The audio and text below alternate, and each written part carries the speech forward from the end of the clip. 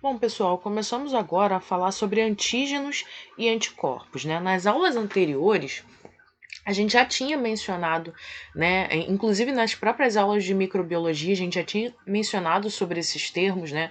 Sobre o que sobre os antígenos, sobre a produção de anticorpos. Falamos na aula sobre órgãos linfóides também, sobre alguns que vão estar relacionados à produção de anticorpos, a combate aos antígenos, mas agora a gente vai fazer a definição dessas duas palavras. O que é um antígeno, o que são os anticorpos, quais são os tipos de anticorpos, para que eles servem, quando são produzidos, né, qual é a função de cada um dentro do nosso organismo. Um antígeno é uma partícula ou uma molécula estranha ao organismo capaz de induzir uma resposta imunológica, né, com produção de anticorpos ou não, contra ela. Quando a gente tem uma produção de anticorpos, o antígeno pode ser chamado de imunógeno. Então, assim, vamos por partes. Um antígeno, ele vai ser algo estranho ao nosso corpo, algo que não é reconhecido pelo organismo como se fosse dele. Então, a gente tem como exemplo de antígenos os seguintes: bactérias, vírus, protozoários, vermes, toxinas. Então, por exemplo, a gente está aí agora numa pandemia por conta de um vírus, né, que é o coronavírus, o novo coronavírus. Então, o novo coronavírus é um antígeno ao nosso organismo, ele é uma partícula estranha ao nosso corpo. O nosso organismo reconhece aquele vírus como sendo não próprio, como sendo alheio ao nosso corpo, e por isso desencadeia uma resposta imune, uma resposta de defesa. Uma bactéria que não seja parte da nossa microbiota, né? A gente já falou que temos algumas bactérias que estão presentes no nosso organismo, ali no nosso intestino, por exemplo, que vivem no nosso corpo normalmente. Essas bactérias já fazem parte da nossa microbiota, mas as que nos causam doença são antígenos.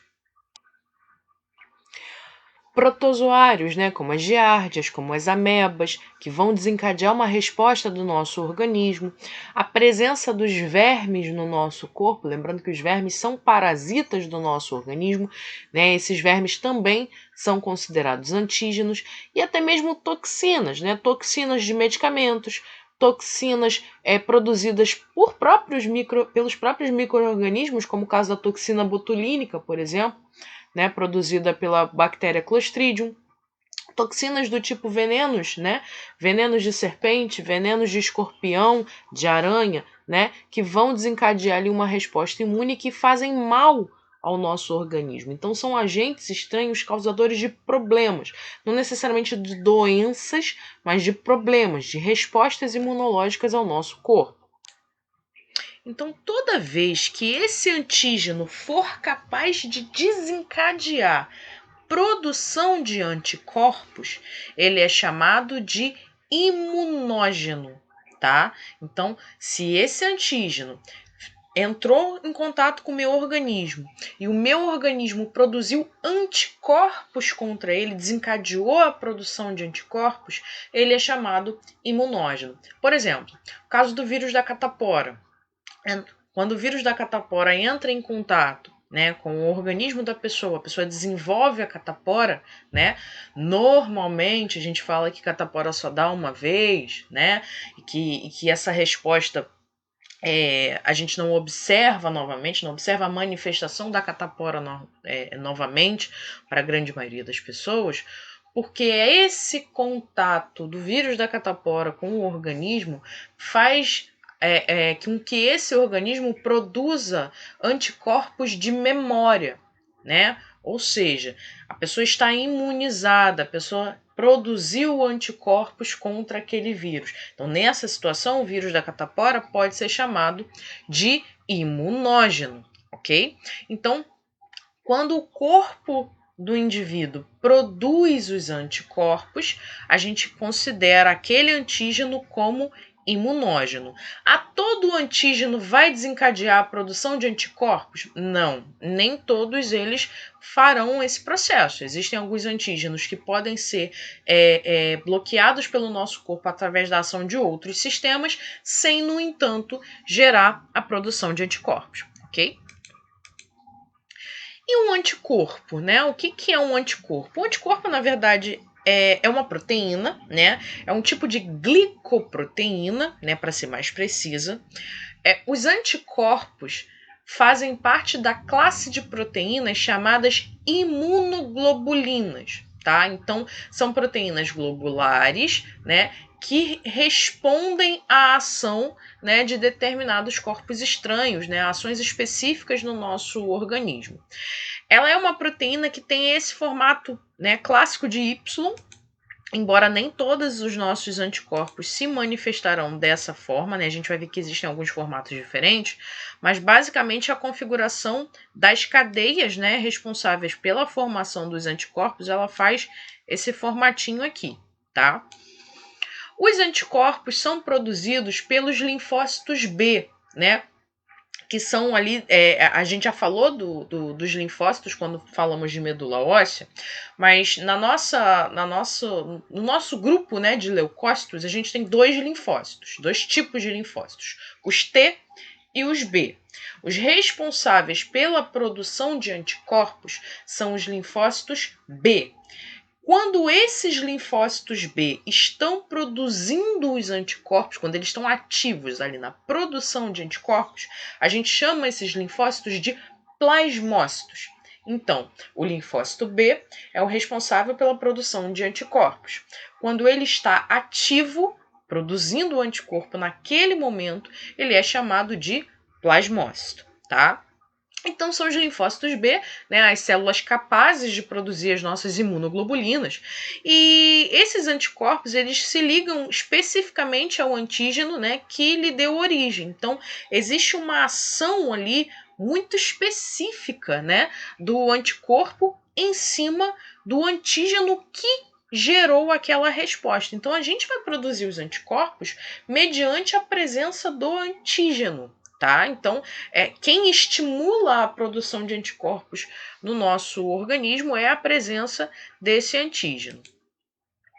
Toda molécula de anticorpo é composta, né, por duas cadeias peptídicas pesadas e duas cadeias peptídicas leves. Por que peptídeo? Peptídeo, né, é a origem da proteína. A ligação peptídica é a origem da proteína. São ligações que a gente encontra na proteína. Então, toda vez que vocês encontrarem esses termos aqui, peptídicos, eu estou me referindo a proteínas. Então, eu tenho duas cadeias pesadas e duas cadeias leves, tá? Então, essa porção aqui central é a cadeia pesada.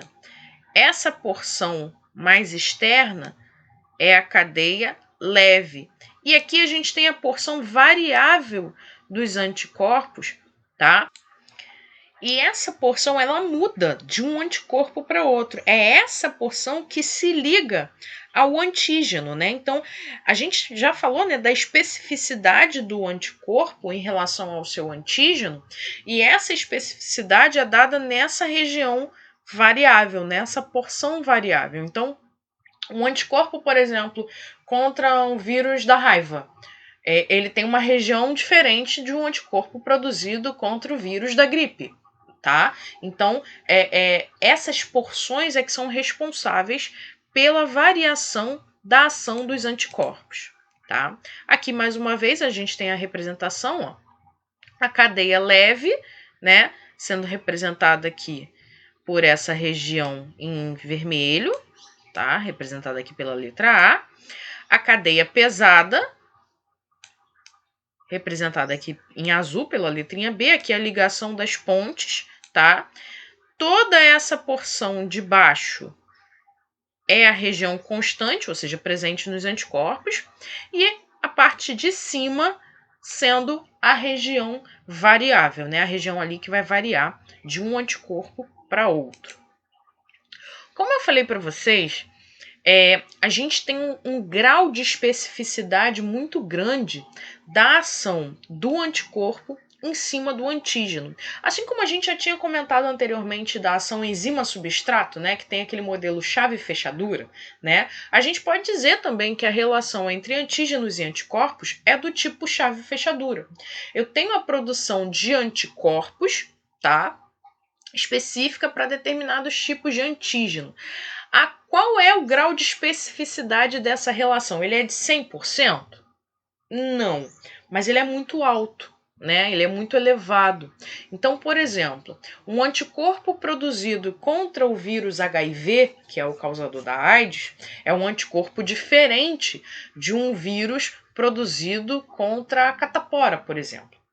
Eu tenho até alguns anticorpos que até se assemelham um pouco, né, uns aos outros, responsável, por exemplo, por algumas respostas imunes cruzadas, né? Então, por exemplo, existem alguns exames sorológicos, e a gente vai discutir mais para frente o que são esses tipos de exames, que podem dar as chamadas reações cruzadas ou os falsos positivos, né?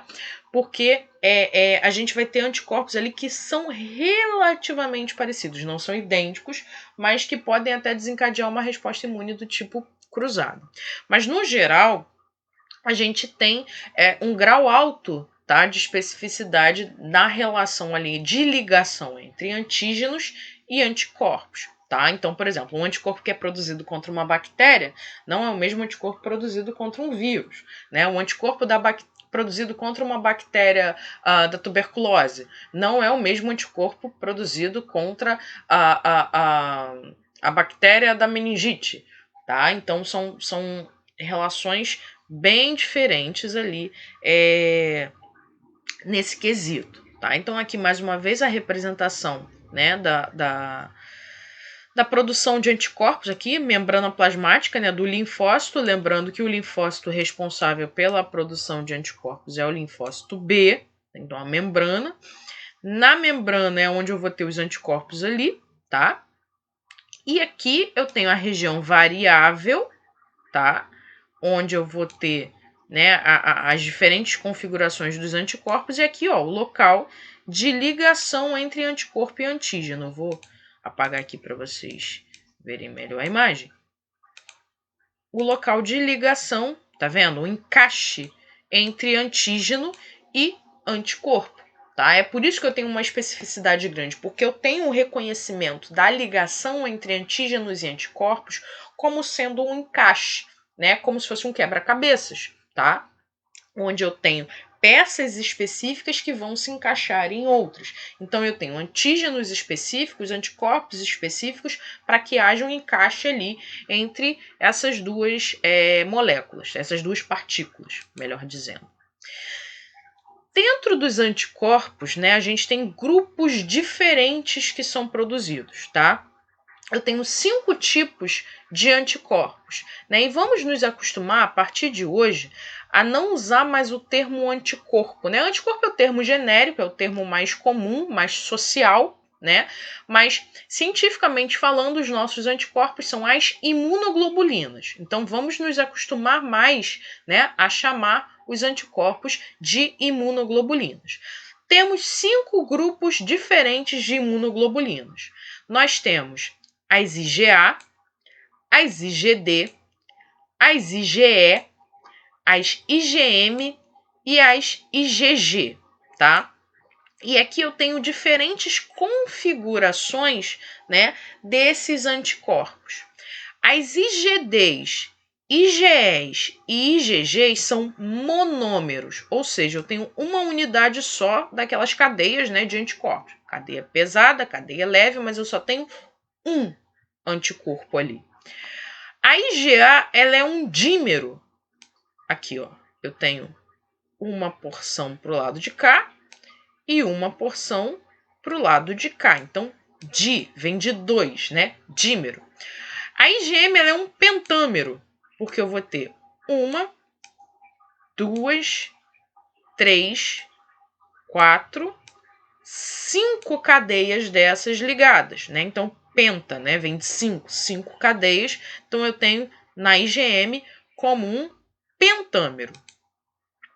A IgA, ela representa cerca de 15 a 20% das imunoglobulinas do nosso corpo, tá? Ela é o anticorpo, ela é a imunoglobulina que está presente nas secreções vindas das mucosas. Secreção de boca, nariz, garganta, né, que é a faringe, pulmões, trato urinário, trato genital. Então, onde a gente tem presença de mucosas, quem protege, né, o anticorpo, a imunoglobulina que está relacionada às secreções dessas mucosas é a IgA. Por exemplo, a gente cresce ouvindo falar que a saliva da gente tem defesa, tem anticorpos. Então, quais são os anticorpos presentes na saliva? IgA. Quais são os anticorpos presentes no muco, né, no catarro, no muco do trato respiratório? IgA. Quais são os anticorpos presentes ali na secreção do sistema genital? IgA. Então, quando eu falo em secreções de mucosas, eu tenho as IgA como os anticorpos, né, como as imunoglobulinas produzidas nesses locais. As IgA, elas protegem o organismo tanto da invasão viral quanto da bacteriana associada ali a essas mucosas. Então, por exemplo, a mucosa do meu trato respiratório, a proteção mucosa, né, desse sistema respiratório, é oriunda pela atividade dos anticorpos, das imunoglobulinas IgA. Tá? E aí serve tanto para defesa contra bactérias como contra os vírus. Uma outra curiosidade a respeito da IgA é que ela está presente no leite materno. No leite materno, sim, né? Qual é o mecanismo de secreção do leite materno? Não é através de glândulas, que são as glândulas mamárias, tá?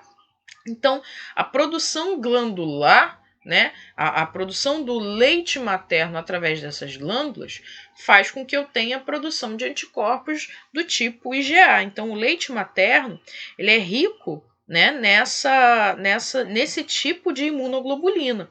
E o papel dele é neutralizar os micro-organismos, né, causadores de doença que tentam ali colonizar o intestino do recém-nascido. Tá? Então, é por isso que a gente diz que o leite materno é uma das formas de conferir, né, imunidade àquela criança. Inclusive, mais para frente a gente vai discutir isso melhor, mas existe um conceito errado a respeito do leite materno, que é uma fala da seguinte forma: o leite materno é a primeira vacina do bebê. Não é vacina. Primeiro, vacina é um mecanismo artificial de formação de imunidade. O leite materno não é artificial. Segundo, na vacina, ou através do mecanismo de vacinação, eu tenho estímulo à produção de anticorpos.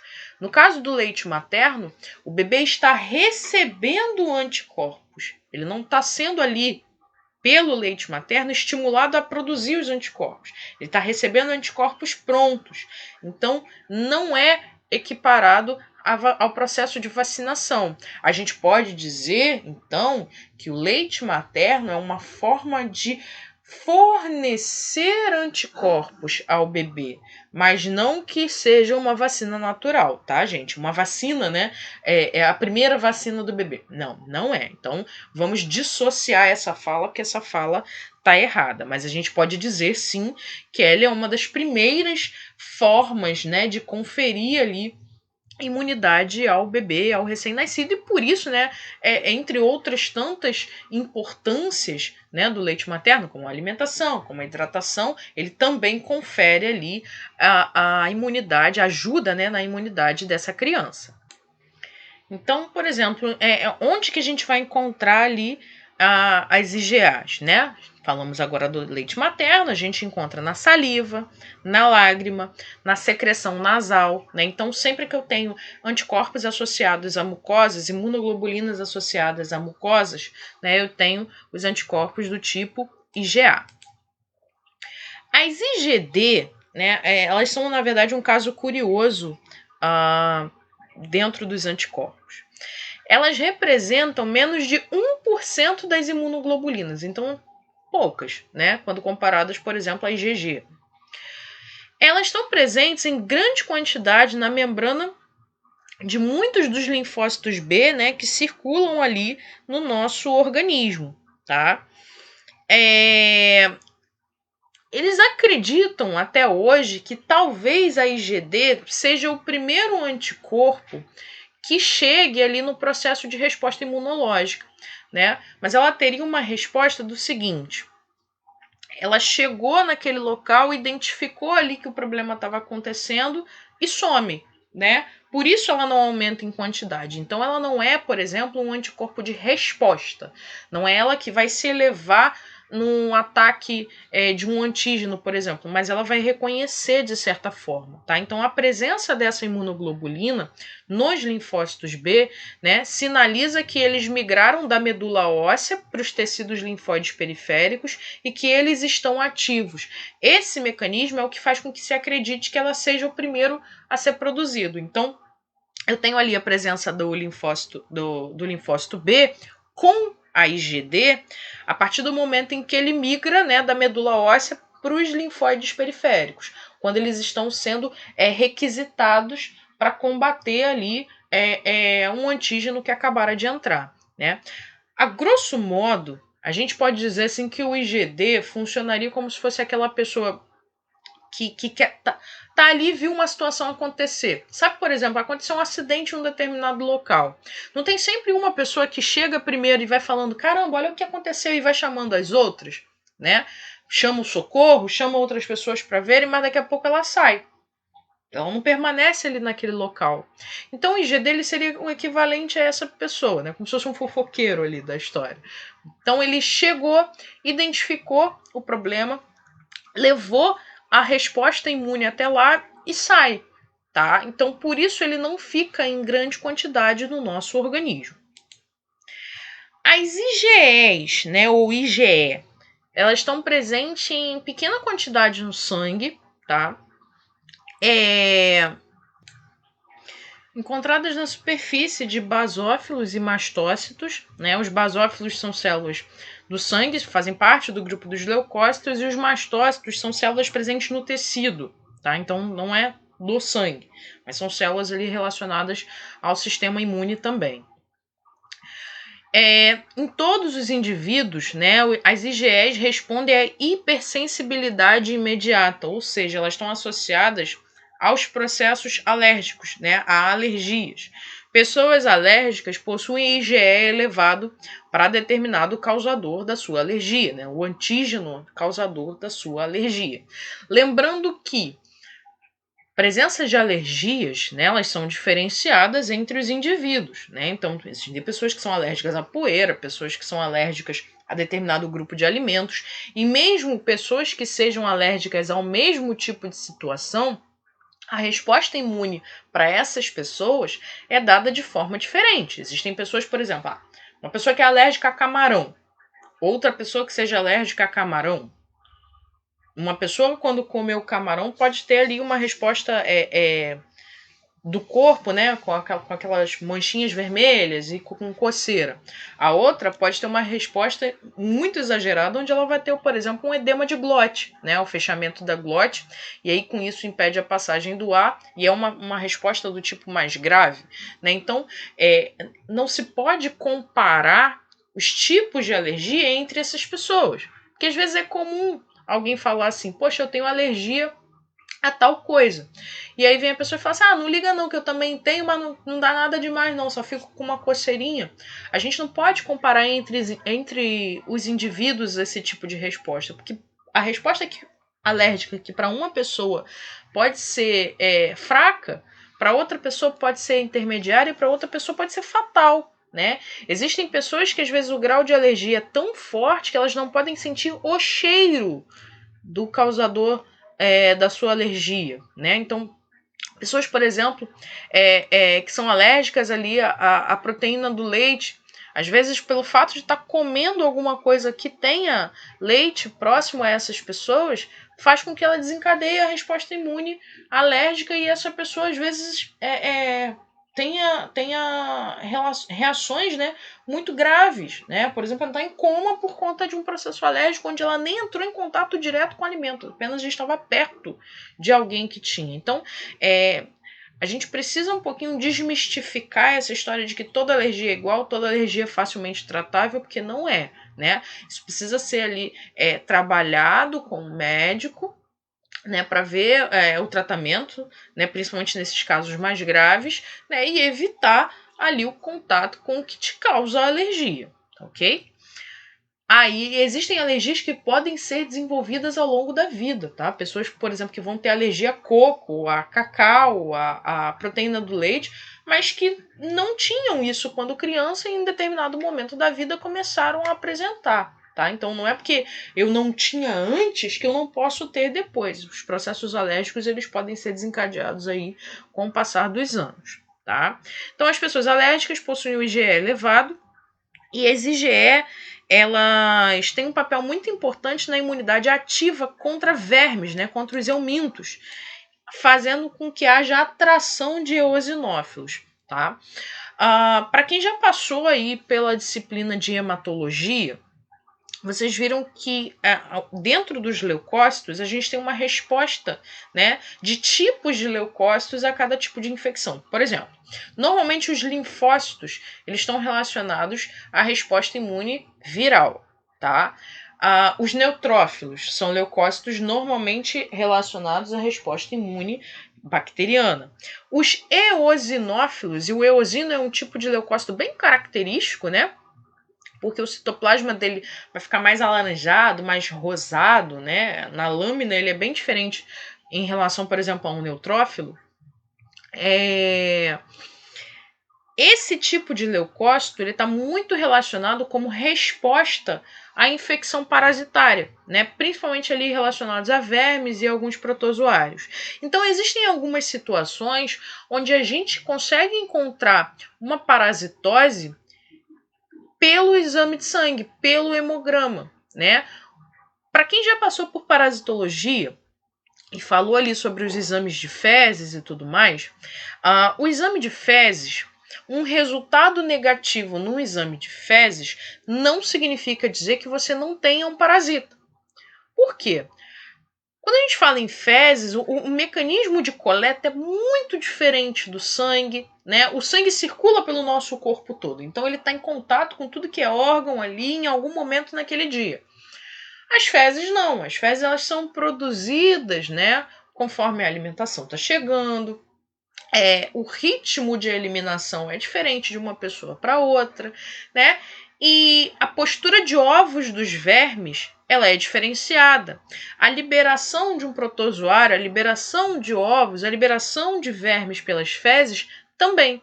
Então, muitas vezes pode ser que a pessoa tenha um verme, tenha um protozoário e eu identifique um resultado negativo no exame de fezes. O que aconteceu? O laboratório errou no diagnóstico? Provavelmente não.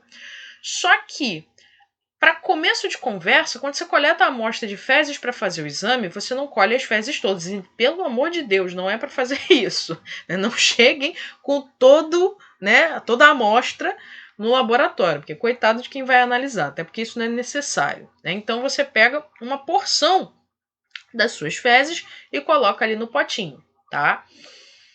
Então, quem garante que exatamente aquela porção que você pegou para colocar no pote tenha, né, a presença ali do verme ou a presença do protozoário, a menos que seja, né, um verme muito grande e que seja visível para você. Você não tem como saber. Pode ser que o pedaço que você escolheu seja exatamente o pedaço que não tenha nada e todo o restante que você jogou fora e deu descarga tivesse. Ou para quem evacua mais de uma vez por dia, pode ser que naquele momento, naquela evacuação que você tenha escolhido, né, para poder fazer a coleta, não tenha. O verme simplesmente resolveu não pôr os ovos, ou o protozoário simplesmente resolveu não sair ali. Então, assim, é tudo muito aleatório, né? Mas se eu colho lá nos 3 dias, eu não aumento a chance? Sim, aumenta a chance, mas mesmo assim não é certeza de encontrar. E por que eu entrei nessa questão dos exames de fezes? É porque muitas vezes o exame de fezes dá negativo, mas quando você vai pegar o resultado do hemograma, você encontra uma produção de eosinófilos maior do que o normal, né? Ou encontra mais eosinófilos do que o normal. E aí isso pode ser o indicativo de presença ali de parasitos. Eu consigo saber pelo hemograma quem é o verme que está lá? Não consegue. Mas você consegue saber que tem algum problema.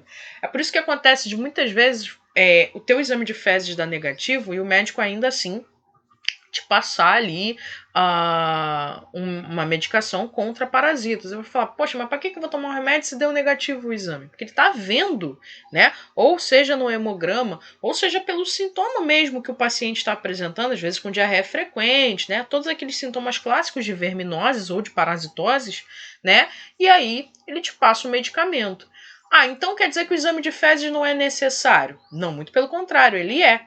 Até para identificar quem está lá. Se você consegue identificar quem está presente, o tratamento fica muito mais fácil, né? Mas não conseguindo achar e tendo a resposta ali pela elevação de eosinófilos ou até mesmo pelo quadro clínico, é importante fazer o tratamento, tudo bem? Mas vamos voltar aqui para a IgE.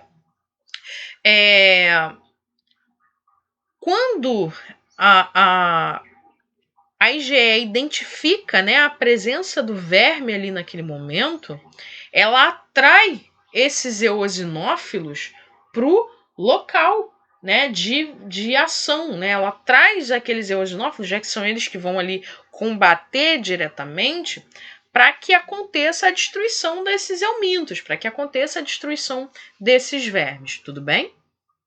Então ela sinaliza ali a presença de alguém estranho. Opa, entrou um verme aqui. Ela alerta, traz os eosinófilos, né? Essa atração ela acontece mediante sinais químicos, né? Ela envia sinais químicos para que essas células cheguem ao local. E aqui a gente tem um vídeo mostrando, né, o ataque desses eosinófilos, né, na presença de um verme. Aqui só mostrar para vocês. Ó, o verme ali, gigantão. Olha os eosinófilos, olha a destruição, né, que eles vão causar, né, o ataque, né, dessas células ali. Então, quem vai atrair os eosinófilos para esse local é a presença dos anticorpos, né, das imunoglobulinas IgE. Então, ó o ataque, né, as célulazinhas migrando.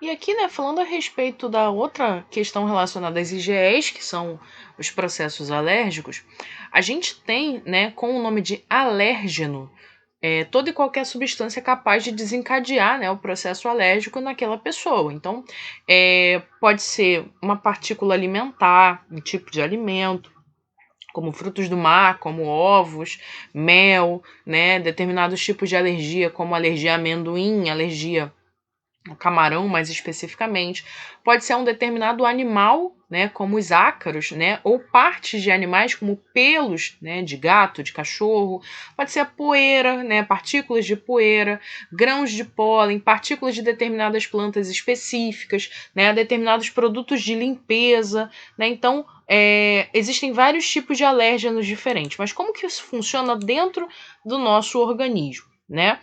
O alérgeno ele entra em contato com o organismo, né? Ele penetra no organismo e a partir daí, né, os linfócitos eles vão reconhecer esses alérgenos, né? Então existe um reconhecimento, um contato, né, desses alérgenos com os linfócitos. A partir desse momento, os linfócitos B e os plasmócitos, né, que são os linfócitos ativos, eles vão produzir e liberar as IgE, que são os anticorpos específicos para essa situação, tá? Então, aqui a gente tem a representação do linfócito B e aqui do plasmócito, lembrando que o plasmócito é quando ele está ativo, fazendo a liberação, né, desses anticorpos. E a partir daí ele criou, né, aquela resposta imunológica. Com essa liberação, as IgE, né, os anticorpos IgE, eles vão sensibilizar mastócitos e basófilos. Basófilos são leucócitos presentes no sangue. E mastócitos são células que estão presentes na pele e em mucosas. Então, a partir do momento em que eu tenho aqui uma ligação dos anticorpos IgE com basófilos e mastócitos, eu tenho uma sensibilização dessas células. Um novo contato com aquela substância alérgena, né, induz a liberação de histamina no organismo. Então, num novo contato, né, desse complexo aqui, formado por anticorpo mais o alérgeno, faz com que essas células, basófilos e mastócitos, liberem a histamina. Essa histamina é uma substância que vai atuar na musculatura lisa, em células secretoras, em terminações nervosas, e aí ela desencadeia alguns processos, né? No vaso sanguíneo, ela vai promover a vasodilatação, que é o aumento da luz, né, desse vaso sanguíneo. Então, isso aqui seria um vaso sanguíneo normal, aqui um processo de vasodilatação. Nos brônquios, ela promove o contrário. Ela promove a contração dessa estrutura. Aumenta a secreção, principalmente nasal e lacrimal. Na pele, ela pode promover lesões, né, como alguns edemas, que podem ser locais ou generalizados. Estimula receptor sensorial na pele, causando dor, causando prurido, né, que é a coceira. E pode aumentar movimentos peristálticos, principalmente nos intestinos, né? Provocando ali a chamada irritação. Então, é a histamina que é a responsável por desencadear sintomas. E se a gente pensar nos sintomas clássicos de alergia, né, são vermelhidão, edema na pele, coceira, né, produção de lágrimas e irritação na região nasal com a secreção, né, com a coriza, né, dificuldade em respirar, né, por conta dos brônquios contraídos, né? Então, os sintomas, eles são mediados pela ação da histamina nesses locais, né? E aí a gente tem a sintomatologia da alergia sendo causada. Como eu disse anteriormente, esses sintomas eles vão variar de uma pessoa para outra e vão variar também em relação ao alérgeno, né, que está causando, que causa, né, essa resposta imune. Só que a gente tem o seguinte, existem pessoas que vão ter sintomas mais leves e existem pessoas que podem ter sintomas que vão levá-las à morte, né? Então a gente precisa fazer essa diferenciação, né, e tratar a alergia com seriedade. Aqui a gente vai ter uma diferença dos termos, né? Alergia, sensibilidade e intolerância, né? Qual é a diferença dessas três ocorrências? As alergias, elas são respostas exageradas do sistema imunológico contra um determinado alérgeno. São mediadas por IgEs específicas, né? Então eu tenho produção de anticorpos específicos para aquele alérgeno. Os sintomas são imediatos, surgem nos primeiros minutos ali após a ingestão ou contato com o alérgeno e geralmente afetam o sistema respiratório, causando tosse, dificuldade de respirar.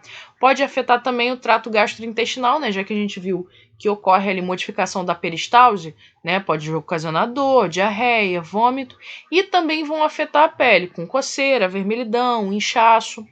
A sensibilidade, ela é caracterizada por uma sensibilidade a algum produto ou alimento, gerando apenas sintomas específicos, né? Então, no caso da alergia, é um quadro mais generalista. Na sensibilidade, normalmente é um sintoma, ou dois no máximo, mas são sintomas específicos para aquilo que causou a sensibilidade, tá? Não envolvem respostas imediatas por IgE, então não tem produção de anticorpos, tá? Os sintomas são menos severos e podem surgir em até 72 horas após a ingestão do alimento ou absorção do produto. Sabe que ele fala assim, poxa, caiu mal determinado alimento? Às vezes, sei lá, comeu um cachorro quente hoje e você teve dor de barriga 3 dias depois. Vai ter dor de barriga 3 dias depois. Isso é uma reação de sensibilidade, não é uma alergia, tá? Está associada a desconfortos abdominais, como inchaço, alteração, né, do funcionamento intestinal, normalmente ali com diarreia, e normalmente, né, pode ser sensibilidade a determinados alimentos, né, contendo sulfitos, como feijões, soja, picles, vinagre, vinho, né? Então, são reações mais específicas a um determinado grupo, mas que não se desencadeiam logo de imediato, né? Podem se desencadear até mesmo dias depois. E existe um quadro de intolerância, né? A intolerância, né, envolve a reação do metabolismo a uma comida ou bebida, tá? Ocorre quando o organismo não é capaz de processar e digerir componentes de determinado alimento, que vão causar um mal-estar. Os sintomas são severos, não imediatos, e costumam aparecer ali cerca de 3 horas após a ingestão. Afetam o trato gastrointestinal, causando desconforto, como dores, gases, diarreia, né? Como, por exemplo, intolerância ao glúten, no caso da doença celíaca, intolerância à lactose, né? Só para a gente lembrar, a intolerância à lactose é uma deficiência na produção da enzima lactase. Então, se não produz a lactase, não quebra a lactose. E aí, esse nutriente passa batido ali pelo organismo e quando chega no intestino ele sofre a ação de bactérias e isso gera o desconforto, gera os gases e tudo mais. Então, a intolerância é um não processamento adequado. Então, a gente pode perceber que quando comparada a sensibilidade e a intolerância, a alergia ela é um quadro mais amplo. Ela afeta vários sistemas de uma vez porque ela é mediada pelos anticorpos. Como os anticorpos não vão atuar numa situação específica, eu tenho esse quadro generalizado, tudo bem? Existem formas de a gente avaliar IgE no laboratório, tá? Existem dosagens de IgE, tá? A gente pode dosar IgE total, né? É um exame que não identifica os anticorpos específicos, né? Mas ele pode ser solicitado ali para avaliar o nível global de IgE no organismo. E existem os exames de IgE específicos, né? São mais detalhados, indicados ali quando se tem suspeita de determinada alergia a determinado componente. Então, pode ser solicitado ali contra ácaros, contra insetos, contra venenos de insetos, pólen, micro-organismos, pelos de animais, alimentos, medicamentos, tá? Então, são testes que são realizados. Normalmente, né, se recorre à via de dosagem sorológica de IgE quando se tem alguma restrição ao teste cutâneo, né? O teste cutâneo é aquele do antebraço ou até mesmo das costas, tá? Onde você tem verificação da reação de sensibilidade, né? Se vai ficar ali inchado, se vai ficar vermelho, se vai coçar no local onde foram aplicadas aquelas dosagens. O teste cutâneo é mais comum, né, porque faz vários testes ao mesmo tempo. E no caso das dosagens de IgE específicas, eu tenho lá dosagem de IgE contra ácaro, dosagem de IgE contra exoesqueleto de barata, dosagem de IgE contra glúten, contra cacau, por exemplo, dosagem de IgE contra proteínas específicas de tal alimento. Então, assim, são muito específicos daquela situação ou daquele alérgeno, tá?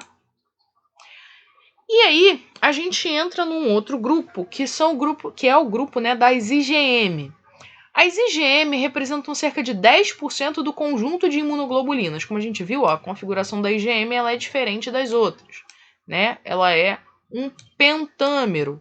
Ou seja, você tem 5 unidades daquelas cadeias leves e cadeias pesadas, daquela ligação, né, em formato de Y, das cadeias leves e pesadas. Tá?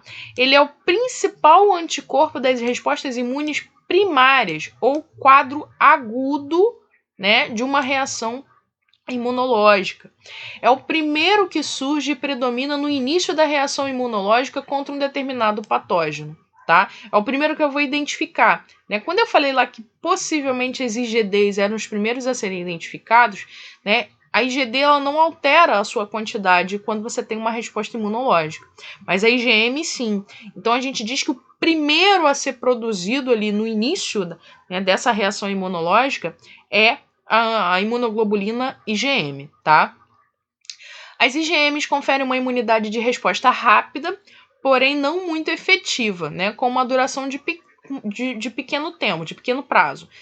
Dependendo da situação, a resposta pode durar dias, semanas ou meses. e não atravessa a placenta, tá? Então não tem passagem de IgM da mãe para o bebê. As IgGs são as principais imunoglobulinas presentes no sangue, né? Elas perfazem ali cerca de 70 a 75% do total de imunoglobulinas que são encontradas. IgG é o principal anticorpo nas respostas imunes secundárias, né? Eles aparecem no estágio posterior da IgM e conferem uma imunidade mais duradoura, né? Meses, anos ou toda a vida, como o caso de algumas doenças. Então, existem situações onde as IgGs, que são chamadas também de anticorpos de memória, elas podem conferir uma imunidade durante alguns meses, durante alguns anos, e existem aquelas que vão servir para a vida toda.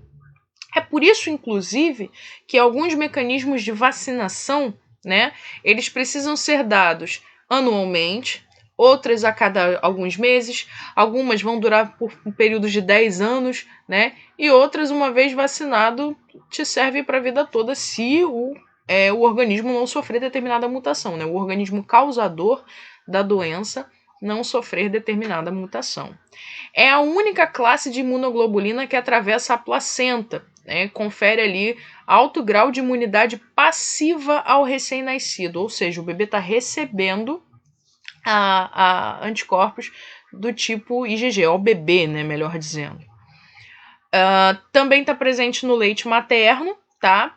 E ela é captada no intestino para o sangue do recém-nascido. Então, é uma das principais imunoglobulinas ali de início para o bebê, tá? Junto, no caso do bebê, junto com a IgA. De uns tempos para cá, né, principalmente quando a gente começou essa questão da pandemia, o termo anticorpo ele ficou muito famoso, né? Ficou muito conhecido, a gente vem debatendo muito. E hoje em dia ficou de fácil acesso para a população, né? Ouvir falar em determinados exames, né? Como sorologias, tá? Sorologia é todo e qualquer exame que vai ser realizado com a procura de anticorpos, né? Específicos contra determinado antígeno, contra determinado causador de doença. Então, quando vocês ouvirem falar o termo sorologia, significa dizer que eu estou pesquisando ali naquela amostra a presença dos anticorpos, tá? Para determinado tipo de antígeno. Então, quando se faz um exame sorológico, não se verifica a presença do micro-organismo causador da doença, e sim a resposta imune do corpo mediada por anticorpos. Isso faz com que o médico consiga saber em que estágio a infecção do paciente está, tá? Então, a gente tem alguns tipos de sorologias diferentes, mas as mais utilizadas são aquelas, inclusive, que a gente vem discutindo aí por conta da pandemia de coronavírus, né? Que são IgM e IgG, tá? Então, IgM positivo é um indicativo de uma infecção mais recente. IgG positivo, né, somente o IgG positivo, ele identifica uma infecção um pouco mais tardia, tá? Então, esses são os mais utilizados, né? Sorologia para IgM, sorologia para IgG, mas existem outras, né? Então, dentre as doenças que podem ser diagnosticadas por meio de anticorpos, a gente tem as alergias, que podem ser diagnosticadas ali via IgE, como a gente já comentou agora há pouco, né? Hepatites, herpes, HIV, rubéola, toxoplasmose, entre outras, ali pelas dosagens de IgM e IgG. Muitas, inclusive, sendo essenciais no rastreio, principalmente durante o pré-natal. No pré-natal, né, um bom pré-natal é feito quando um obstetra pede vários testes sorológicos, né, contra HIV, sífilis, rubéola, toxoplasmose, né, entre outros, para que ele veja, por exemplo, se a mãe já tem imunidade contra aquela doença, né, ou se ela não tem. Se não tem, é risco para o bebê, caso a mãe pegue no meio do caminho, né? Porque aquela infecção pode causar problemas no desenvolvimento do bebê, pode contaminar o bebê, né? No caso da mãe já ter os anticorpos de memória, né, que são os IgGs, isso já significa dizer que aquela mãe já está imunizada contra aquela determinada doença que está sendo pesquisada. E só para a gente lembrar, né, as sorologias são específicas, né? Então, uma sorologia para hepatite B, para identificar somente hepatite B. Aí, se eu quiser saber da hepatite C, é uma outra sorologia. A sorologia para o HIV, né? Lembrando que são 2 tipos de vírus HIV, tipo 1 e tipo 2. São sorologias diferenciadas. Para rubéola é uma outra sorologia, para toxoplasmose é uma outra sorologia, tá? E só para a gente lembrar, ó, hepatite, herpes, HIV, né, que é o causador da AIDS, e a rubéola, todos esses são vírus. Toxoplasmose, causada ali pelo toxoplasma, que é um protozoário. Então, essa relação IgM e IgG faz com que a gente tenha noção, né, do que acontece com aquele paciente, se ele está imune ou não, se ele já entrou em contato ou não, tá? Quem faz esse diagnóstico é o laboratório. O laboratório faz a dosagem da sorologia, tá? Quem interpreta o resultado é o médico, ok? Então, o que se vai no laudo é reagente, não reagente. Reagente, caso onde você encontrou aquele anticorpo. Não reagente, é o teu resultado negativo. Tudo bem? Quem vai dizer, você está imune, você já teve contato, você está na fase aguda da infecção. Quem interpreta e quem faz a tomada de decisão é sempre o médico. Então, uma pessoa com IgM não reagente e IgG não reagente nunca entrou em contato com aquele antígeno. Por exemplo, fiz uma sorologia para a rubéola. Deu IgM não reagente e IgG não reagente. Significa dizer que eu nunca entrei em contato com o vírus da rubéola. Tá? IgM não... Eu fiz sorologia para toxoplasmose. IgM não reagente e IgG não reagente. Nunca entrei em contato com o protozoário causador da toxoplasmose.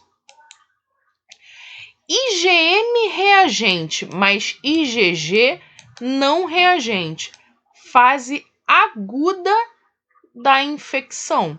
Então, naquele momento onde eu realizei o exame, eu estou com a infecção e em sua fase aguda. Por exemplo, sorologia para coronavírus. IgM reagente e IgG não, esta pessoa está com o coronavírus, está com a resposta aguda da infecção de coronavírus. IgM reagente e IgG reagente, essa pessoa tem uma infecção. Está na fase aguda, já está entrando para a fase pregressa. Nessas situações, existe um outro teste a ser realizado, que é o teste de avidez de IgG. Então, sempre que a gente tem essa condição aqui, com IgM reagente e IgG reagente, vamos olhar a avidez do IgG, né? A força dessa ligação do IgG. Baixa avidez com resultado menos de 30%, essa infecção é recente, ali com cerca de mais ou menos 3 meses. Alta avidez de IgG, mais de 30% no resultado, é uma infecção já tardia, né? Já de longo prazo, já está passando ali para a fase tardia da doença, tá? Essa questão de menos de 3 meses ou mais de 3 meses é uma média, tá, gente? Para cada antígeno, essa produção ali dos anticorpos, ela vai ser um pouquinho diferenciada. Esse aqui é só um exemplo que eu estou trazendo para vocês. IgM não reagente e IgG reagente, infecção antiga, contato prévio ou vacinação. Normalmente vai acontecer com infecções ali com mais de 1 ano, tá?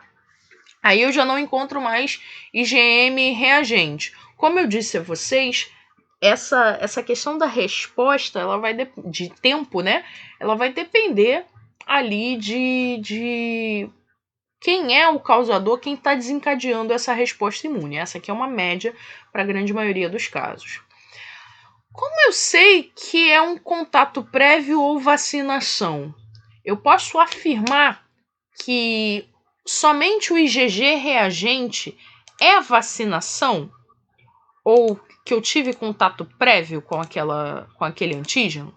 Existem casos onde a gente pode ser taxativo em relação a isso, outros nem tanto. Como assim? O que você está querendo dizer com isso, Natália? Vamos pensar na seguinte situação. Eu estou fazendo aqui uma sorologia contra rubéola. E existe vacina contra a rubéola. Então, no meu caso, eu tomei vacina contra a rubéola. Quando eu fiz a minha sorologia de rubéola, deu IgM não reagente, mas o IgG deu reagente. Significa dizer que eu já entrei em contato com o vírus da rubéola. Como? Eu já tive rubéola? Não, nunca tive. Mas eu tomei vacina contra a rubéola. Então, o meu IgG reagente significa uma resposta contra resposta da vacinação que eu tive, uma resposta contra o antígeno presente na vacina. Significa dizer que a vacina funcionou. IgG reagente, tá? Então, eu identifiquei a vacinação, ok? Existem alguns alunos que, quando foram fazer não se lembravam, né, se tinham tomado a vacina contra a hepatite B, né, e não sei se foi o caso de vocês, mas alguns alunos vieram procurar, né, me procurar, dizendo que, como eles não tinham a confirmação do cartão de vacinação, ou não sabiam se já tinham tomado ou não, alguns postos de saúde se negaram a vacinar novamente aquela pessoa, ou a dar a vacina naquela pessoa se ela não tivesse uma confirmação. E aí o médico solicitou uma sorologia para a hepatite B. Por quê? No caso desses alunos, né, se eles já tomaram a vacina da hepatite B, o IgG precisa aparecer como reagente. E aí você não precisa tomar a vacina de novo, né? Leva aí o resultado para o médico e o médico atesta com o laudo dizendo que está imunizado, que essa pessoa tem imunidade contra o vírus da hepatite B. Ah, não lembro se eu tomei vacina ou não. Fui lá, o médico solicitou o exame, deu tudo não reagente. Você não tomou a vacina, tá? É importante guardar o cartão de vacinação? Sim, com certeza. Mas na ausência do cartão de vacinação, se você não se lembra se tomou ou não, né, você pode fazer a sorologia para confirmar se você já se vacinou ou não. Agora tem um caso, por exemplo, que é o caso da toxoplasmose. Você foi fazer uma sorologia para toxoplasmose. Deu IgM não reagente, IgG reagente. Existe vacina para toxoplasmose? Não. Então significa dizer que em algum momento da sua vida você entrou em contato com o toxoplasma e desenvolveu os anticorpos de memória contra ele, tá? Então nesse caso a gente pode afirmar que não foi por vacinação, porque não existe vacina. Agora, nos casos onde existe vacinação e o vírus ou o protozoário, enfim, está circulando, o vírus está circulante, né? Não dá pra gente afirmar se a presença do IgG foi por vacinação ou se foi por contato prévio, se você não lembra que teve ou não. Existem pessoas que às vezes tiveram doenças virais na infância, quando chegam na fase adulta não vão lembrar se já tiveram cachumba, se já tiveram rubéola, se já tiveram, enfim, né? Então, existem situações específicas onde a gente pode afirmar que não foi vacinação, porque não existe vacina contra aquela doença. Tudo bem? Então, no geral, se eu tenho IgM não reagente e IgG reagente, significa que a pessoa já teve contato com aquele antígeno ou que ela foi vacinada. Então aqui, ó, no caso de um exame sorológico, o vermelhinho sendo marcado como negativo não reagente e o verdinho como positivo reagente. É só um resumo daquilo que eu já acabei de falar para vocês, tá bom? IgM negativo e IgG negativo nunca entrou em contato. IgG negativo, IgM positivo, infecção aguda, tá? IgG e IgM positivos, infecção recente, né? E aí a gente vai realizar a avidez do IgG para saber mais ou menos quanto tempo dessa infecção. IgG positivo e IgM não, infecção antiga, né? Vacina que funcionou, né? E aí essa pessoa está protegida para essa doença, tá? Pelo tempo em que a IgM, ou perdão, que a IgG, né, estiver ali no organismo. Lembrando que essa resposta da IgG, ela é diferenciada para cada caso, né? Vou voltar lá no slide do IgG, né? A resposta, ela pode durar meses, anos ou toda a vida. Então, variável ali dependendo do tipo de doença que a gente esteja falando. E aí chegamos ao nosso foco, né, de agora, urgente. Presença de IgM e IgG na Covid-19, né? A gente está vendo aí falar a respeito da Covid-19, que é a doença causada pelo novo coronavírus, né? Então, só para a gente recapitular, por que novo coronavírus? O coronavírus já existia, foi causador lá da síndrome respiratória aguda grave em muitas pessoas anteriormente. A mutação do coronavírus que gerou o SARS-CoV-2, que é o vírus atual, é responsável pela Covid-19. Tudo bem?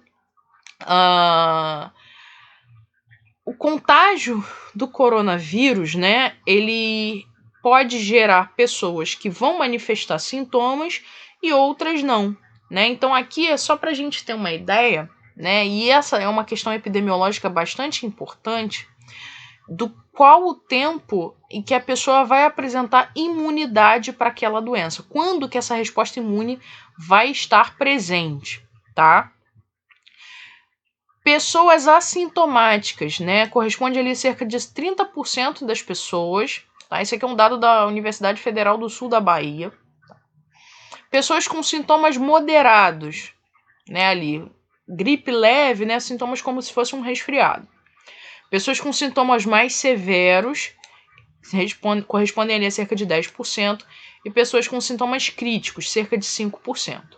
Nas pessoas sem sintomas, a fase contagiosa, isso aqui é um gráfico, a fase contagiosa dessas pessoas dura cerca de 14 dias, né? Por isso que casos suspeitos, né? Se você entrou em contato com alguém suspeito, você precisa ficar ali no isolamento por 14 dias. Então foi esse ponto ali que eles verificaram, tá?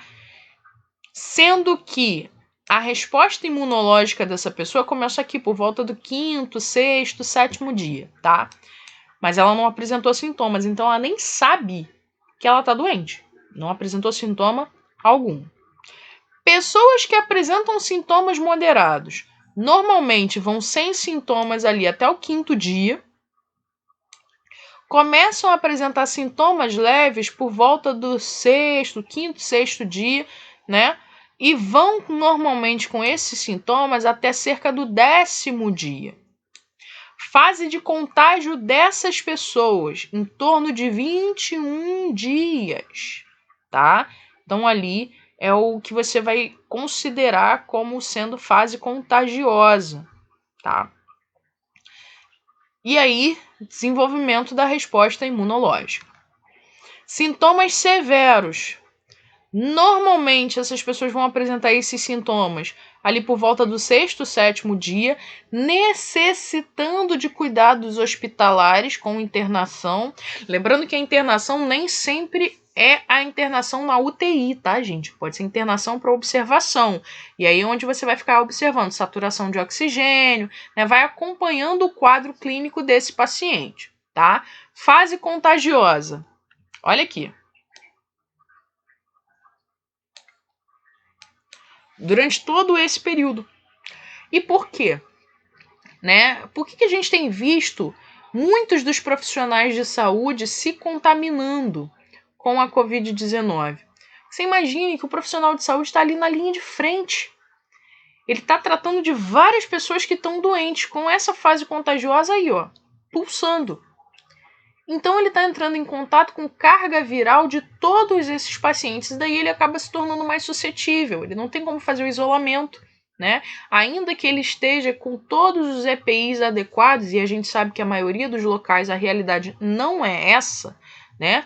Mesmo que ele estivesse, ele ainda assim está suscetível à contaminação e com risco de evolução para forma mais grave e maior pela quantidade, né, de carga viral a qual ele está sendo submetido. E pessoas com sintomas mais críticos vão apresentar os sintomas severos, mas vão necessitar da ventilação, né? Quando a saturação de oxigênio estiver menor do que 92%, já é um sinal de alerta sério, né? E dependendo de como essa saturação está e se esse hospital estiver comportando, né, a respiração, esse paciente precisa ser levado para UTI, né? E aí um médico que vai avaliar, de acordo com as condições daquele hospital, o que vai ter que ser feito nesse momento. Existe hoje a ventilação não invasiva, né, e existe a intubação.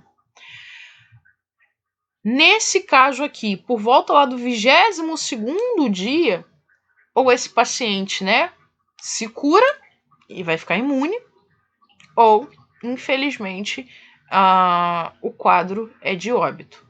No caso desse paciente, não significa dizer que ele vai ficar aqui só por 22 dias, não, tá, gente? Existem pessoas que estão internadas ali por um período de tempo maior. Isso aqui é uma média, tá? Dos pacientes, tá? Existem pessoas que vão ficar internadas ali por mês, né? Por 40 dias, 60 dias, né? Então, tudo depende da evolução do quadro. Existem pessoas que mesmo na intubação vão voltar, né, vão ser extubadas, né, vão sair do quadro de intubação de uma forma muito mais rápida. Outros já vão necessitar de intubação por um período de tempo maior. Então, essa recuperação ela é individual. A gente tem duas linhas, né, de diagnóstico, que são teste molecular e sorologias, tá? Sendo essas sorologias por teste rápido ou não, né? Existem outros mecanismos sorológicos ali, como a quimiluminescência, por exemplo, para fazer o diagnóstico da Covid-19. O teste molecular utilizado em maior escala no Brasil é esse aqui, o RT-PCR. As amostras para o RT-PCR podem ser secreções de nasofaringe, orofaringe, que são as duas principais, tá? Escarro, lavado broncoalveolar, aspirado traqueal, tá? Mas as duas que estão sendo utilizadas no momento aqui são essas: suave de nasofaringe e orofaringe. Vantagens do teste: ele é sensível e específico, então eu faço o diagnóstico da presença do vírus, porque eu estou identificando o material genético viral, que nesse caso do coronavírus é um RNA, tá?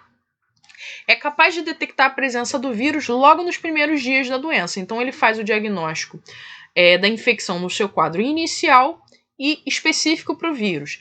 Desvantagens: necessita de equipamentos específicos, tá? Profissionais capacitados para lidar com a coleta, com o processamento, com a análise, e normalmente os reagentes utilizados são importados. Leva algumas horas ou até mesmo dias para ficar pronto, né? E lá no início, quando se fazia somente o diagnóstico por RT-PCR, vocês vão se lembrar, que muitas amostras chegavam aos locais, né? Então, o primeiro lugar aqui no Rio, por exemplo, para fazer a análise foi o LACEN, né? Então, basicamente, todas as amostras colhidas ali iam para lá. Com o tempo, eles começaram a passar isso para outros hospitais, tá? Com uma questão de, conforme a demanda foi crescendo, isso aumentou, né, a quantidade de exames e aí passou a não comportar mais. E com o início, né, para fazer a triagem, esse não é um teste tão bom assim para ser realizado, porque assim, um dos relatos até de profissionais é que pessoas que tinham sintomas leves do coronavírus estavam sendo muitas vezes confundidos com sintomas de outras doenças que acometem o sistema respiratório, né? Então, por exemplo, a pessoa espirrava logo no início, se achava que era coronavírus, colhia o suave e mandava para lá. E muitos desses testes acabavam sendo negativos, porque eram processos alérgicos, influenza, resfriado, né? Então, assim, não que não devesse ser feito, muito pelo contrário, você tem que ter o diagnóstico até para dizer o que a pessoa tem. Só que o que eu tô querendo dizer para vocês é que esses laboratórios não comportavam a demanda principalmente por esse tipo de técnica, né? Que é uma técnica que tem custo mais elevado, porque requer reagentes específicos e pessoal treinado. E pela demora na realização desse tipo de técnica, não tem como você rodar um teste de PCR, né, ou de RT-PCR, de uma forma muito, muito rápida. Você não consegue correr com o exame porque o exame em si tem o seu tempo específico.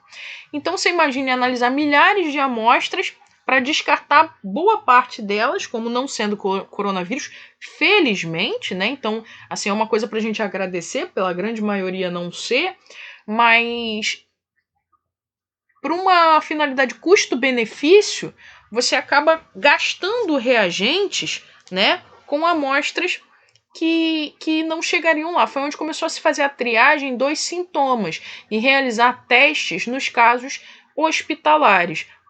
Volto a falar, é o ideal? Não. O ideal seria testar todo mundo. Só que não dá para testar todo mundo com a técnica de RT-PCR, pelo alto custo, pela baixa quantidade de locais, né, que vão fazer esse tipo de análise e pela demora no tempo, ok? E aí surgiu a alternativa dos sorológicos, principalmente pela via teste rápido, né? Um nome autodescritivo. Você tem um resultado ali em minutos, tá? Então, no caso do teste rápido, ele é um teste sorológico, né, que vai detectar a presença dos anticorpos IgM e IgG, produzidos em resposta ao vírus, tá? A amostra é o sangue, tá? Então, muito mais rápido da gente fazer, né? Menos desconfortável, né? A coleta de suave de nasofaringe e orofaringe é um tanto quanto desconfortável, tá? Para quem colhe, a amostra de sangue colhida de uma forma normal, tá? Vantagens, né? O tempo, né? Fica pronto de 15 a 20 minutos. Desvantagens. O corpo demora a produzir os anticorpos, né? Até que o nosso organismo comece a produzir os anticorpos, né? Precisa do contato prévio, a resposta dos linfócitos, aí sim a produção desses anticorpos, tá? Então, normalmente leva entre 7 a 10 dias após o primeiro sintoma. Se eu realizar esse teste antes desse prazo, antes dos 10 dias, eu posso ter um resultado negativo e ser um falso negativo. Ou seja, a pessoa realiza ali um sorológico desse com 3 dias que começou a sentir os sintomas. Pode dar um IgM negativo. E aí eu laudo como negativo para coronavírus e essa pessoa pode estar tendo o corona. Então seria um resultado falso negativo. O que eu quero dizer com isso para vocês? Os sorológicos, eles precisam ser realizados no tempo correto, para que não se tenha chance de erros. Então, nesse caso aqui, né, quando os IgMs estão presentes, né, quando os anticorpos IgM dão reativos, né, reagentes, indicam que a infecção está recente. Quando dá IgG, indica que o paciente já teve contato prévio, né, e possivelmente se tornou imune a ele. Então, nessa situação, aqui a gente tem alguns dos testes, né, que estão sendo utilizados aí para diagnóstico da Covid-19. Os sorológicos são essas marcas aqui, ó, One Step, Coronavírus Rapid Test, o Med Test, teste rápido em cassete, Covid-19 IgG e IgM Ecoteste, Coronavírus IgG e IgM, Anti-Covid-19, Lumiratec, Maglub IgM, Maglub IgG, DPP, IgM IgG System, Smart Test da Vitra. Então, esses aqui eram os que estavam aprovados até 1º de abril, tá? De acordo com a aprovação da Anvisa. Só para a gente lembrar, muitos desses testes, eles precisaram passar por algumas validações. É óbvio que essas validações aconteceram em tempo recorde, né? Até por conta da situação em que a gente vivia, né? Foram importados de muitos locais e precisaram ser validados antes de serem distribuídos para os hospitais, né? Enfim, para os municípios, para que o diagnóstico fosse feito. Os testes de RT-PCR, né? Família Kit de detecção por PCR em tempo real, Visual SARS-CoV-2, família Cobas SARS-CoV-2 e família Kit Xgen Master Covid-19, né? Então, esses aqui são os kits de realização para RT-PCR. E existem os testes de antígeno, tá? O EcoF Covid-19 antígeno e o Covid-19 antígeno EcoTeste, tá? Além desses sorológicos aqui pela via rápida, né, muitos laboratórios estão oferecendo, através de exames particulares, tá, a outras metodologias de diagnóstico, como é a quimiluminescência, para dosagem de IgM e de IgG. Os testes no laboratório de rotina, eles têm circulado ali em torno de 300 a 500 reais, né? Normalmente a faixa de valor, por agora, tá mais ou menos nessa linha de valores, tá bem? E aqui, a diferença entre sorologia de RT-PCR entre sorologia e o RT-PCR na Covid-19, tá? O RT-PCR é um teste que vai pegar melhor no primeiro momento da infecção.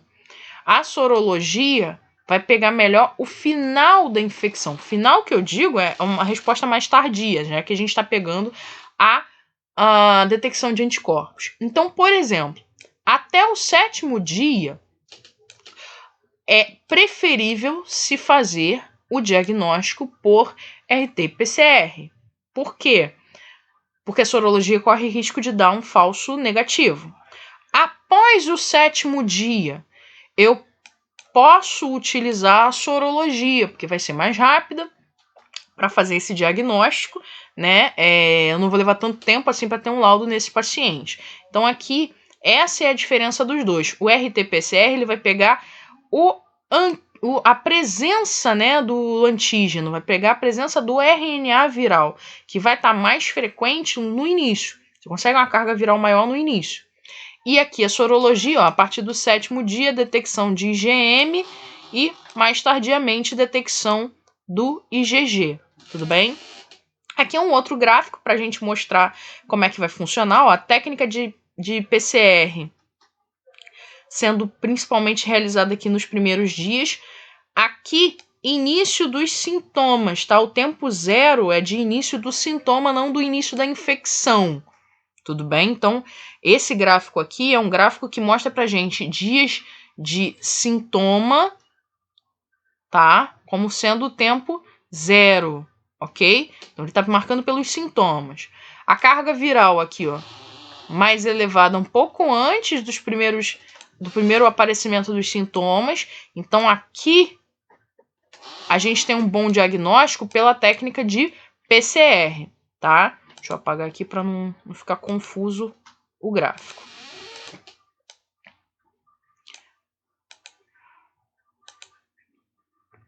Por volta ali do 7º dia, né, eu tenho um pico do IgM. A produção começa antes, mas o pico em torno ali do 7º, 8º dia, tá? E tendo uma boa resposta aqui, ó, caindo ali em torno do 21º, que é justamente onde começa a aparecer IgG, tá? Então, IgM em volta sendo produzido ali em torno do 7º dia e a IgG sendo presente um pouco depois, tá? Por volta ali do 14º, 20º dia, mais ou menos. Lembrando que isso vai ser variável entre um indivíduo e outro. Por que eu estou mostrando esse gráfico aqui para vocês? A gente tem... Por que se fala que quando a pessoa tem IgG, ela está imunizada, né? Ou ela tem a presença desse anticorpo? Digamos que a pessoa entre em contato, passou por toda essa situação, né? Respondeu aqui através da IgG, passou pela Covid-19. Se ela entrar em contato de novo com o vírus, o corpo já sabe o que fazer, né? A elevação dos IgM vai ser bem rápida e quem vai entrar em ação são os IgGs, porque essa pessoa já tem memória imunológica. Então, essa memória imunológica é quem vai combater, né, o vírus quando entrar de novo, ok? Então a chance dessa pessoa desenvolver a doença na forma mais grave ou de morrer pelo coronavírus já acaba sendo mais baixa, porque ela já tem essa resposta imune. Ah, professora, mas isso então é 100% de certeza? A gente pode afirmar que quem tem IgG está completamente imune ao coronavírus? Infelizmente, a gente não pode afirmar isso ainda, visto que o coronavírus está sofrendo algumas mutações, né? Então, dependendo da taxa de mutação, do tipo de mutação que sofrer, pode ser que essas IgGs não sejam o suficiente para a nova variante do coronavírus que já está sendo encontrada. É tudo muita especulação ainda. Então, quando a gente fala assim, poxa, a pessoa tem IgG contra coronavírus, significa dizer que ou ela já teve ou ela entrou em contato, né, e não desenvolveu os sintomas e está imunizada. Estar imunizada, tá? Mas não significa dizer que caso esse vírus sofra uma mutação, que ela vai estar imune a essa nova mutação também, tudo bem? O teste rápido não deve ser utilizado antes da presença de sintomas por ao menos 3 dias, tá? Aqui a gente tem um outro tipo de gráfico para que vocês entendam mais ou menos como é que esse funciona, né? A gente viu gráficos diferentes, cada um mostrando um tipo de situação. Aqui a gente tem o período chamado de janela imunológica, tá? Janela imunológica. Até o 5º dia, ali, mais ou menos, assintomático. E o início dos sintomas, mais ou menos por aqui, entre 5º e 7º dia. Lembrando que pode aparecer um pouquinho antes e um pouquinho depois, tá? No 7º dia, ou em torno do 7º dia, o IgM já começa a ser detectado. Ser detectado não significa dizer que ele está na produção máxima, tá? Você começou a detectar a produção de anticorpos, mas o máximo dele vai estar aqui, ó, por volta do 14º dia. Tá? Então, existe essa diferença. Beleza, então a produção de IgM começa aqui a partir ou por volta do 7º dia. Produção da IgG começa por volta do 14º dia. Então aqui seria mais ou menos o período de início do IgM e aqui mais ou menos o período de início da IgG. IgM desaparecendo em torno de 21 dias. Isso é uma regra? Não. E daqui a pouquinho eu vou explicar por quê. E aqui o paciente já, né, sumindo os sintomas, aí já imunizado contra aquela situação. O que a gente precisa observar, né, é fazer uma comparação entre técnica de PCR, técnica sorológica e o que a gente pode esperar desse paciente, qual o diagnóstico que pode ser esperado. Então, em alguns pacientes estão sendo realizados todos esses testes: PCR, IgM e IgG. Tá? Digamos que em um determinado paciente a gente tenha realizado os 3 testes. Lembrando que PCR é mais indicado para o início da infecção, tá? IgM é mais indicado para em torno do 7º dia. E o IgG só vai começar a ser produzido ali mais tardiamente. Então, se eu realizar somente um teste de IgG quando o paciente está com 7 dias de infecção, eu não vou pegar. Vai dar um falso negativo. Tudo bem? Então, assim, não que a técnica de PCR não consiga descobrir por aqui, ó. Se eu realizar num 7º dia, eu ainda estou no tempo de pega do PCR. Se eu realizar no 8º dia, eu ainda encontro o PCR, só que ele já vai estar com a carga baixando um pouquinho mais, tá? Mas vou encontrar também. Nessas situações, vai caber a quem está solicitando o exame ou as vias de diagnóstico mais adequadas para que a gente tenha ali um bom diagnóstico desse paciente. Mas vamos analisar os resultados aqui, ó. Um paciente que deu PCR positivo, IgM negativo e IgG negativo, ele está na janela imunológica da infecção. Ele está nesse período aqui, ó. Nesse período aqui de cima. Deixa eu apagar os meus rabiscos aqui para a gente entender essa janela aqui.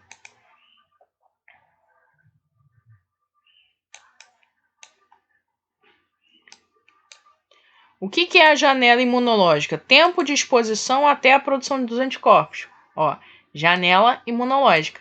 É todo esse período aqui que vai até cerca do 7º dia, tá? Então, PCR positivo, IgM e IgG negativo, ele pode estar na janela imunológica. O vírus está presente, mas ainda não produziu anticorpos, tá? Ele ainda não produziu os anticorpos contra o vírus. Posso laudar como positivo? Pode, tá? Mas vai acompanhando ali com a sorologia. Até para ver se não é um falso positivo. PCR positivo, IgM positivo e IgG negativo, estágio inicial da infecção. Ou seja, eu estou vendo aqui o paciente respondendo à presença do antígeno. O corpo já está produzindo anticorpos. Tudo bem? PCR, IgM e IgG positivo. Está na fase ativa da infecção. Então, ele já está produzindo anticorpos, né, respondendo ali à fase infecciosa e já começando a produzir os anticorpos de memória, né, para ser imunizado. PCR positivo, IgM negativo e IgG positivo, estágio tardio ou recorrente da infecção, tá? Então, o paciente já está imunizado ou se infectou novamente, por isso a carga viral apareceu ali novo. PCR negativo, IgM positivo, IgG negativo, tá?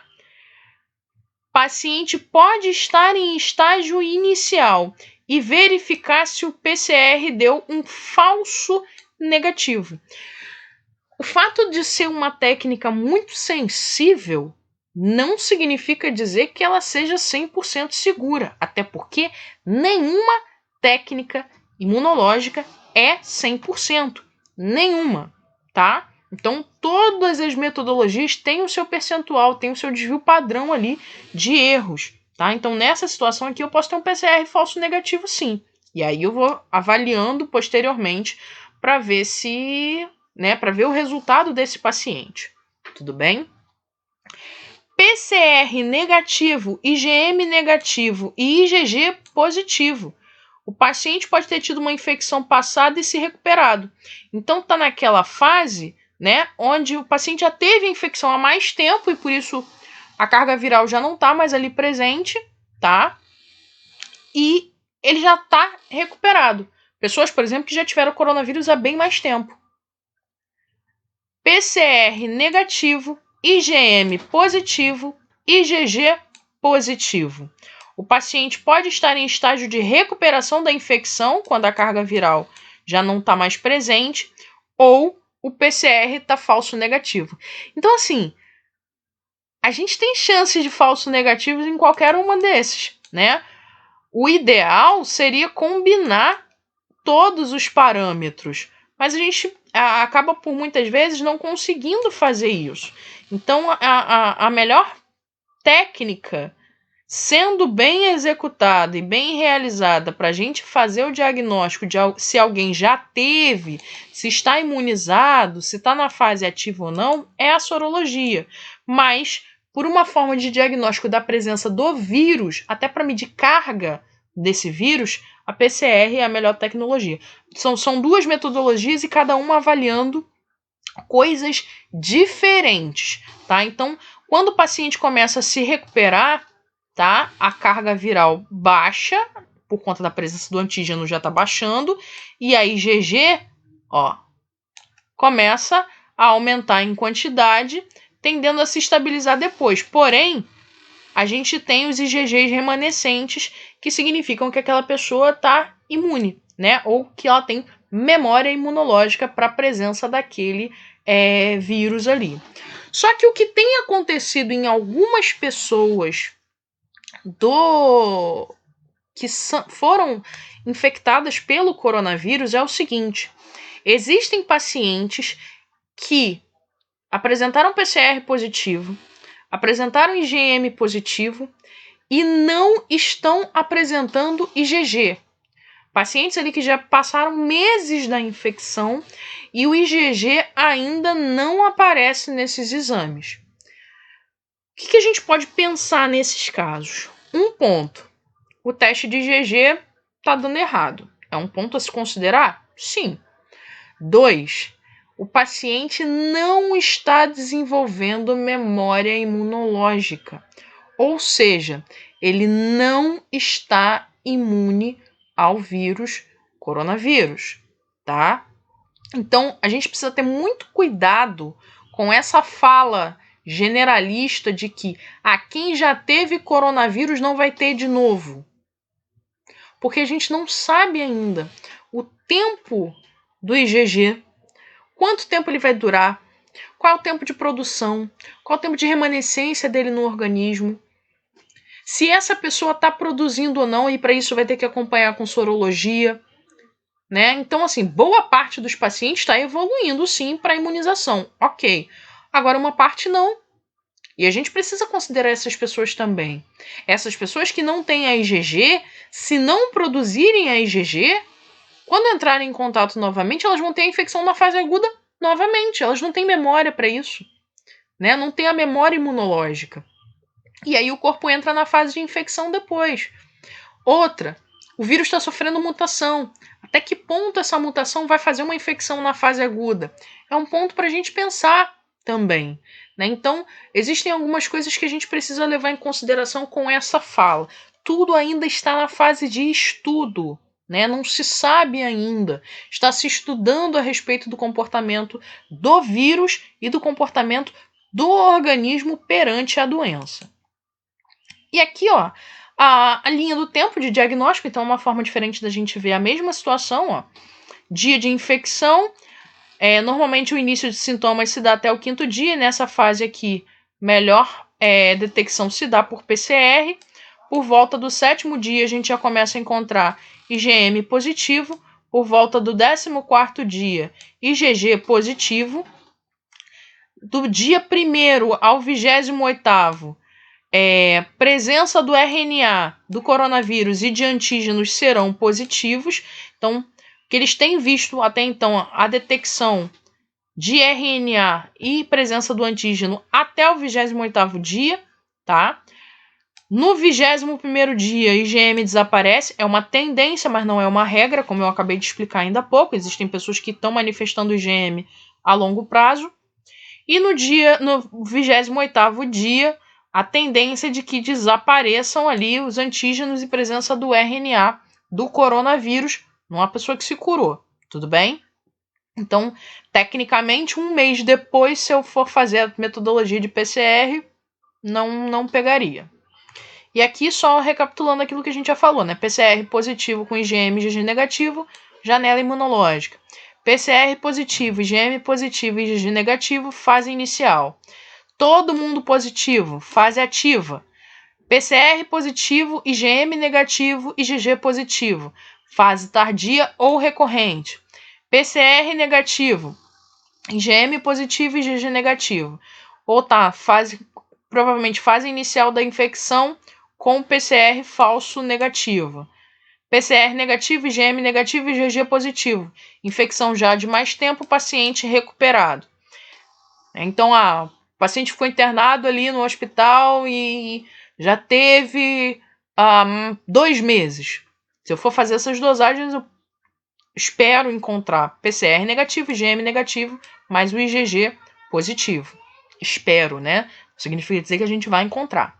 PCR negativo, IgM positivo e IgG positivo. Paciente em fase de recuperação, né? E com PCR provavelmente negativo. Tudo bem? Aqui é uma das formas que se apresentam, né, os testes rápidos. Lembrando que para teste rápido, a banda do controle sempre precisa acender. Então aqui, ó, marcado com C, o controle, tá? Existem testes que vão vir com IgM e IgG junto, e existem testes que eu vou ter o dispositivo de IgM e o dispositivo de IgG em separado. Então é uma das coisas que a gente precisa analisar. Banda do controle sempre precisa acender. Se ela não acende, o meu teste é inválido, não posso utilizar, né? Não posso utilizar como diagnóstico. Nesse paciente aqui, ó, banda do controle acendeu, IgM acendeu, IgG acendeu, perdão, e IgM também. Então, esse paciente aqui tem anticorpos IgM e IgG sendo produzidos, tá? Então, ele já está ali naquela provavelmente fase ativa da infecção. Esse aqui tem o IgG positivo, né? Já entrou em contato, já não está mais na fase aguda, já passou para a fase de memória imunológica.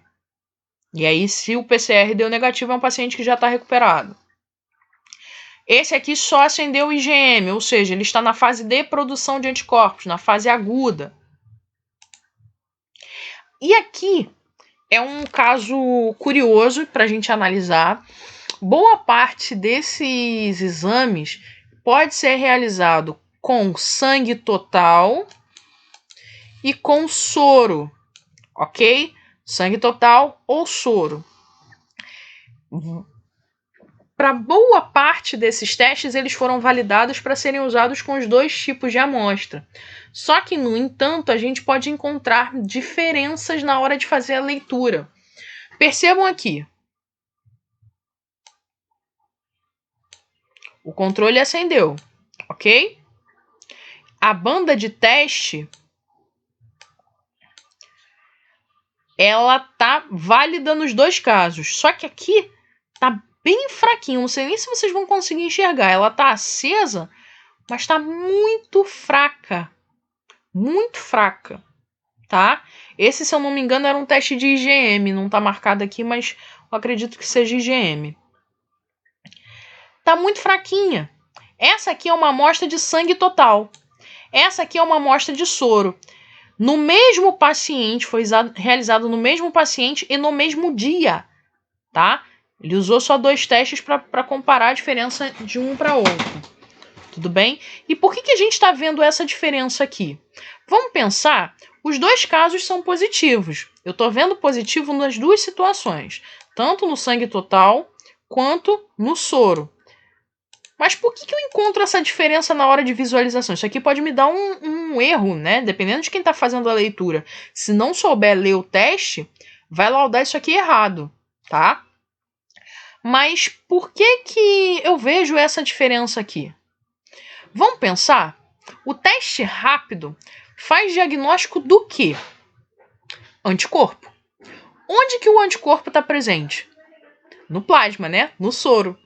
Então, quando eu uso sangue total e eu faço, para realizar esse teste, eu uso uma alíquota do sangue, a chance de eu encontrar os anticorpos no sangue total, ela é menor. Porque no sangue total eu tô pegando tudo. Eu tô pegando hemácia, eu tô pegando leucócito, eu tô pegando plaqueta, eu tô pegando plasma, tá tudo misturado. Quando eu pego a amostra de soro, não. Eu já eliminei a parte celular. Então eu concentro mais os anticorpos e por isso eu tenho resultados mais positivos. Ah, mas aí a gente não teria então que ter uma diferença de quantidade? Algumas bulas trazem isso, tá? Alíquotas de amostra diferente quando você vai usar sangue total ou soro. Para algumas bulas de exame, isso é uma realidade. Para outras, não. Esse teste aqui do exemplo, ele não tinha na bula, na descrição da bula, ele não tem diferença de alíquota para sangue total e para soro. Então é esperado que eu tenha essa diferença aqui quando for comparar os dois tipos de amostra. E é por isso que a gente discute, né? Não sei se vocês vão lembrar, mas há pouco tempo atrás estava se discutindo a realização de teste rápido em farmácia, por exemplo. Para alguém realizar esse tipo de teste de farmácia, né? E a gente vai precisar lembrar que quem precisaria realizar isso é o farmacêutico, coisa que a gente sabe que muitas vezes nas farmácias não acontecem, né? A gente tem balconistas muitas vezes que estão ali, tá errado e legalmente errado, tá, gente? Mas a gente sabe que muitas vezes existem pessoas que não têm a formação necessária prescrevendo medicamento, ou então fazendo determinadas funções que não são da sua formação. Você imagine alguém que não tem o menor conhecimento disso olhando só um teste rápido como esse, olhando aquela tira ali bem fraquinha, que para muitas pessoas vai ser difícil de ver. Então essa pessoa pode laudar um negativo, né? Olha o erro de diagnóstico aí. Então, assim, existem muitos pontos para a gente discutir, muitas situações para a gente discutir, até mesmo em laboratório, até mesmo no hospital, quando isso aqui vai ser realizado. Tá? Então, não é só alguém que está fora do ambiente hospitalar que está passível de errar aqui também, não. Existem pessoas que têm pleno conhecimento disso, que ainda assim podem ser induzidas ao erro se você não realizar a técnica de forma correta ou visualizar isso aqui de forma correta. Tá? Então, assim, leitura de bula do exame é essencial. Não é porque esse tipo de teste usa a mesma alíquota que todos os outros vão utilizar. Então, para cada um dos testes, eu tenho metodologias, tempo de espera, tempo de visualização, critério de leitura, tipo de dispositivo diferente. Uma coisa que é regra para todos eles: a banda do controle precisa acender. Isso é regra. Agora, qual é a posição da banda? Se vai estar mais para cima, se vai estar mais para baixo, se IgM e IgG vão estar juntos, se vão estar separados, vai variar. Então, a leitura e a interpretação são fundamentais quando a gente avalia respostas como essa. E é naturalmente esperado que a gente tenha diferença de amostras de sangue total e de soro, porque no soro eu vou concentrar os anticorpos, né, e no sangue total, não. Então, na aula de hoje, a gente viu a importância, né, dos anticorpos, vimos a diferença de antígenos e anticorpos. Antígenos são as partículas que desencadeiam ali a resposta imune, tá? Quando eu tenho produção de anticorpos, o antígeno pode ser chamado de imunógeno, tá? Sendo os antígenos os corpos estranhos ao nosso organismo, presença de vírus, de bactéria, toxina. Existem algumas situações onde até células do próprio corpo podem ser reconhecidas como estranhas, no caso das doenças autoimunes, por exemplo.